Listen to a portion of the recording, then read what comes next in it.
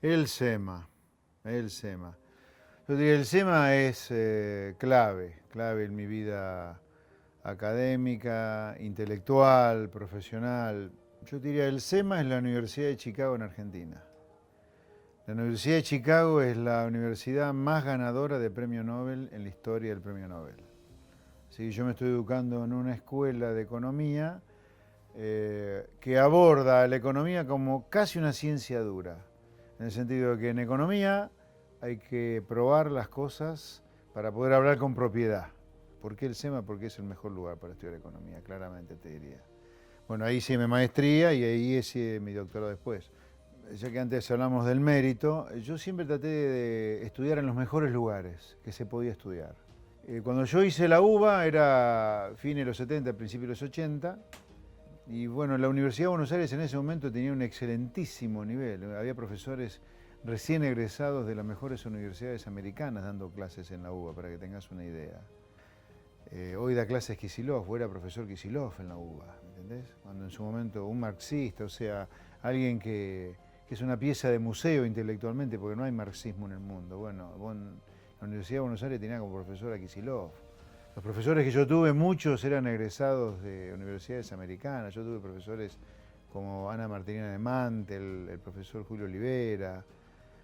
Tucumán, por ejemplo, es y probablemente siga siendo el mejor lugar para hacer estadística del país. Fui profesor de Finanzas Públicas del SEMA, que es la última materia de la licenciatura en Economía. Ahí el curso, era ayudante en realidad del profesor Mario Teijeiro. Me encantaba, hasta hace poquito incluso de clases, me encantaba dar clases, me encanta la juventud, me encanta que te pregunten, es una juventud muy inquisidora, de alto nivel académico, así que por lo tanto era muy demandante, muy demandante. Y me quedaron amigos, sí, toda gente muy brillante hubo en el SEMA, por ejemplo, el mejor alumno de mi camada se llama Martín Uribe, que se doctoró en Economía en Chicago, y hoy es profesor en la Universidad de Columbia, un destacado profesor de la Universidad de Columbia, no un ayudante como berretón como Martín Guzmán, digamos, el ministro de Economía de Alberto Fernández, ¿no? Yo me acuerdo de Pablo Calderini, también otro brillante estudiante, eh, María Poncerini, brillante estudiante, sí, gente muy capaz todo, con mucho apetito por lo intelectual, mucho apetito por lo intelectual, ser mejores. Era una competencia muy sana, por cierto. Ahí no había manera de, como en la política. Lo primero que te hace la política, ¿qué es? Tratar de que no compitas. ¿Qué hacen ellos, el sistema, para que vos no compitas? Te sacan el sello electoral unos días antes del cierre de lista, como me pasó a mí en 2019. Entonces, esto era una cosa muy fea, muy leal, no muy leal, como si tuvieras un buen árbitro de fútbol, digamos, un partido de fútbol, es muy leal, es quien es el mejor, ¿no? No quien pega más patadas. En ese sentido, si la competencia es leal, te deja amistades. Esa es una conclusión muy importante. Si la regla es competitiva, vos te podés hacer amigos. Bueno, acá ya estamos hablando del día que defendí mi tesis doctoral. ¡Ah, qué día feliz, Dios mío, qué felicidad! Muy emotivo ese día. Recibí muchos deseos de suerte de gente muy querida. Si acá estaba exponiendo uno de esos cuadros chinescos de mucha matemática, como acostumbran en la Universidad de Chicago, la Universidad del SEMA, digo, ¿no? Fue una exposición de una hora. Después los profesores, el jurado de tesis me pidió que me retirara, deliberaron un rato. Ahí vivieron mis hijos, Nacho y Belén, estuvo Luis Rosales y mi amada Mechi. Y cuando volví a solas me dijeron que había aprobado, que la tesis tenía una nota de 10. La verdad que fue un esfuerzo gigantesco esta tesis doctoral. En el mismo año que falleció papá yo estaba cursando materias. Es más, yo rendí un final de una materia con mi padre fallecido. Una tesis doctoral es una cosa que es difícil que alguien te la entienda si no ha hecho una tesis doctoral, en serio, en una universidad en serio, ¿no? Porque es una experiencia no solo intelectual, sino que es una experiencia, es un desafío a la templanza gigantesco. Porque con la mejor buena fe, el jurado te martilla los dedos de los pies, ¿eh? Vos pensás que en el mismo año en el cual yo estaba compitiendo por la presidencia, Ese mismo año estaba terminando mi tesis doctoral, porque la defendí el 2 de marzo, pero la tuve que terminar a fines del 2019. Es una experiencia que no te olvidas nunca, una tesis doctoral en una universidad top, ¿no? Y con los niveles de exigencia, ya lo hemos hablado antes, que tiene el señor Esper, ¿no? Tratar de hacer la mejor tesis posible. Creo que fue el primer 10 en 20 años de doctorado del SEMA, que puso el SEMA, uno de los pocos 10 por lo menos. La tesis doctoral mía es de las cosas que mayor realización intelectual me han producido, porque logré probar algo central, para que Argentina corte con la decadencia que lleva. Es la primera prueba en la historia, la primera vez que se prueba en la historia argentina, que esto del proteccionismo industrial para generar trabajo argentino y defender el trabajo argentino es todo chamullo, es un cuento puro de un conjunto de empresarios prebendarios, rentistas, que viven de espoliarle, esquilmarle, agujerearle, perforarle el bolsillo a la gente. La tesis demuestra que los salarios que cobran los trabajadores de los sectores más sometidos a la competencia con el mundo son mejores, más altos, que aquello sobre lo cual se construyó la Argentina de los últimos 80 años, todo mentira, está todo mal. Porque los países que prosperan están abiertos al mundo. A ver, la pregunta es, si de los pocos países que viven protegiéndose de lo que viene de afuera somos nosotros, y nos va mal, y a los que les va bien son países que compiten con el mundo, evidentemente la razón debe estar del lado de los que compiten con el mundo. Ahora, ¿por qué compiten con el mundo? Porque ahí se pagan los mejores salarios. A mí en el 2016, hacia marzo, abril de 2016, en un cumpleaños, el editor de una editorial me dice, me gustaría escribir así un libro. No, le digo, no, yo escribo notas para los diarios y papers académicos. Son cosas chiquitas. Un libro es una cosa, no, 300 páginas. ¿De dónde saco? Mechi me dice, tenés que dejar un legado, tenés que poner en un lugar todo lo que venís diciendo hace 20 años, en ese momento 20 años, no más. Porque acá hay una historia interesante para contar. Mechi ya me veía como su superhéroe desde los 90, cuando yo, siendo la nada misma, me peleaba con Domingo Cavallo, me peleaba epistolarmente, ¿no? Por notas en los diarios, porque yo lo criticaba mucho. Yo, siendo liberal, fui un duro crítico de la convertibilidad porque pensé que la convertibilidad terminaba muy mal. Así que ella, como me vino siguiendo desde los 90, me dice, es una pena que no pongas en algún lugar compacto para que todo el mundo lea lo que vos pensás. Voy a ponerlo como si fuera la computadora, me pongo frente a la PC. Ok. Página en blanco. ¿Qué digo? Ya está todo dicho. Y el libro comenzó, ¿sabes cómo empecé a escribirlo? Dije, a ver, ¿cómo contarías en un libro todo lo que vos has dicho en los últimos 15, 20 años? Primero, Argentina es un país en decadencia, diagnóstico médico. Después expliquemos por qué la decadencia, porque si entendemos el porqué de la decadencia, vamos a entender lo que hay que hacer para salir de la decadencia. Según me ha dicho Juan Carlos de Pablo, que es un gran estadístico de los economistas, es de los libros más vendidos de la historia argentina por un economista, La Argentina devorada, mi primer libro. Escribí un segundo libro, que también termina siendo un bestseller, y ahí ya estaba preparado logísticamente para una tesis doctoral, ¿no? En cuanto a que ya había aprendido a escribir cosas de un tamaño grande, como una tesis doctoral. Yo prefiero hacer el esfuerzo de toda esta teoría probada, hacer el esfuerzo de decodificarlo para que la gente que no es especialista en esto lo entienda como algo central para nuestra prosperidad. En lugar de debates con gente que a esta altura defender las cosas que defienden son cavernícolas. La verdad que no siento el mayor respeto intelectual por gente que defiende cosas como el proteccionismo industrial, el tamaño del Estado que tenemos, las leyes sindicales que tenemos, no. Debatería, obviamente, como soy una persona que le gusta la competencia y el debate, debato con cualquiera, pero bueno, ¿dónde me siento más cómodo? Y con los no chantas.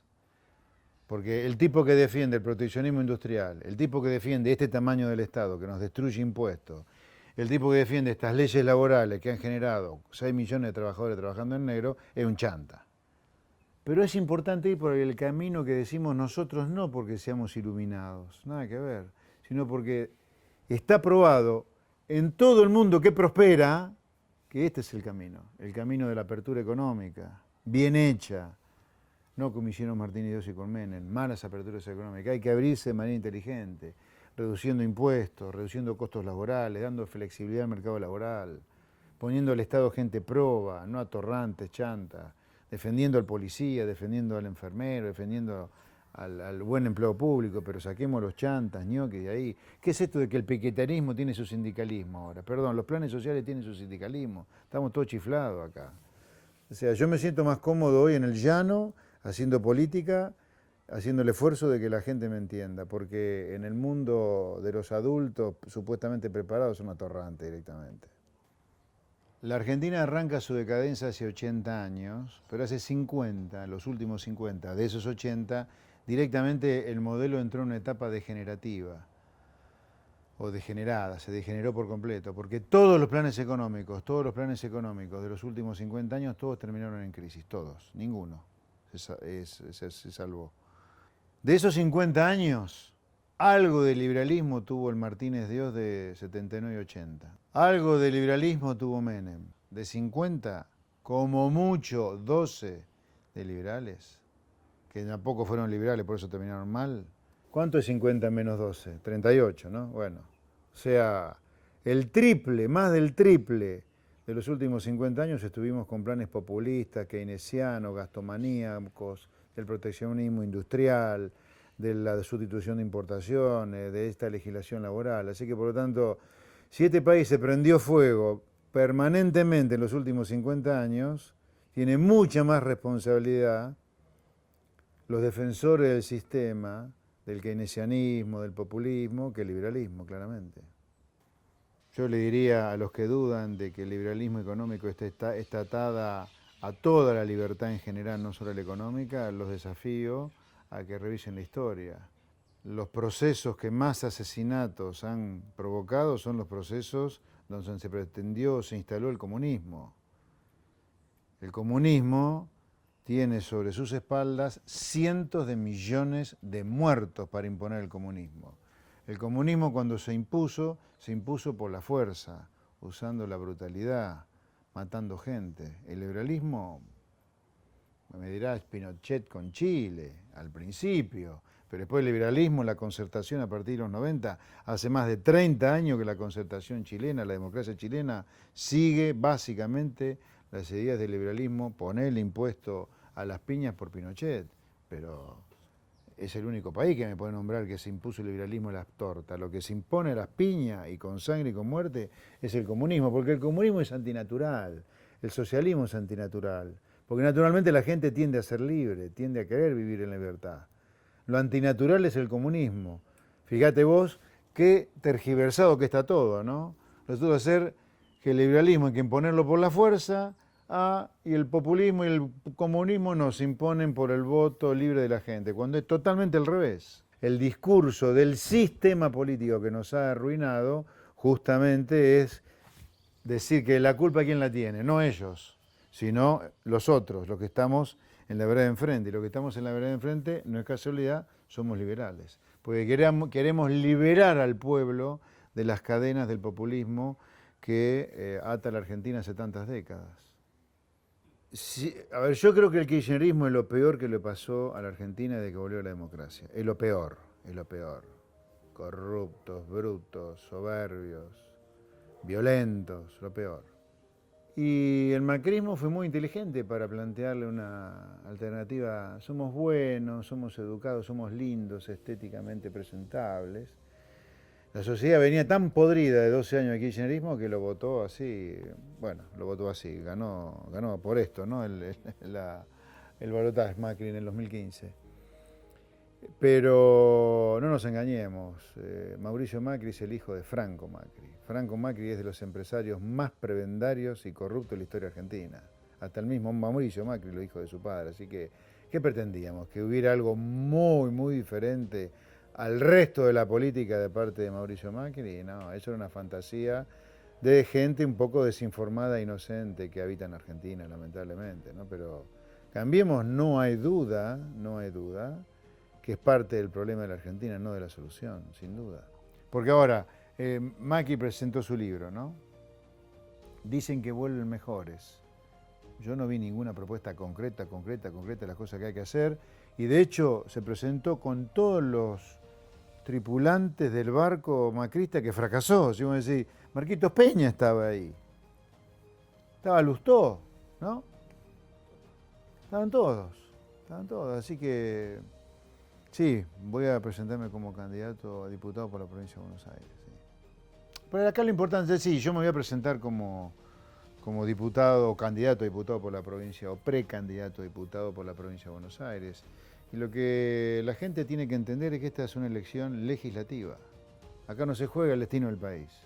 El destino del país se jugó en el 2019 y la gente prefirió que volvieran los malos en serio en lugar de los malos disfrazados de buenos como era Cambiemos. Lo lamento. Mala elección, pero fue la elección de la gente. La gente tiene que tener claro que esta es una elección legislativa y son 24 elecciones diferentes, 24 elecciones diferentes. Son 24 elecciones distritales, 24 elecciones diferentes y acá lo que está en juego es la calidad del Congreso que vamos a tener. El Diputeta versus José Luis Espert, por ejemplo.